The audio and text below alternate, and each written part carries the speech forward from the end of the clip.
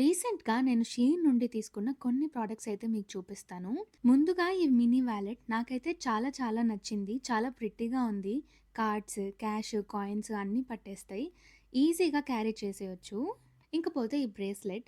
నేనైతే ఇలాంటి బ్రేస్లెట్స్ చాలా వరకు శ్వే జ్యువెలరీ పేజ్ నుండే తీసుకున్నా.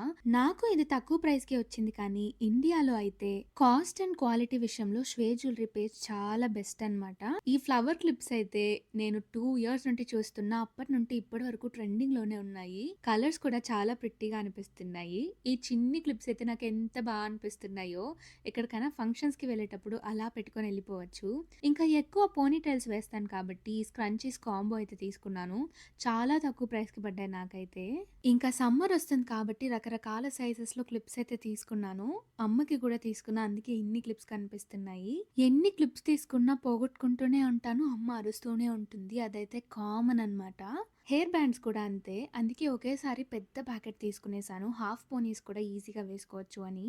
Last but not the least నా ఫేవరెట్ ప్రోడక్ట్ ఇది ఫోల్డబుల్ కోంబ్ అనమాట.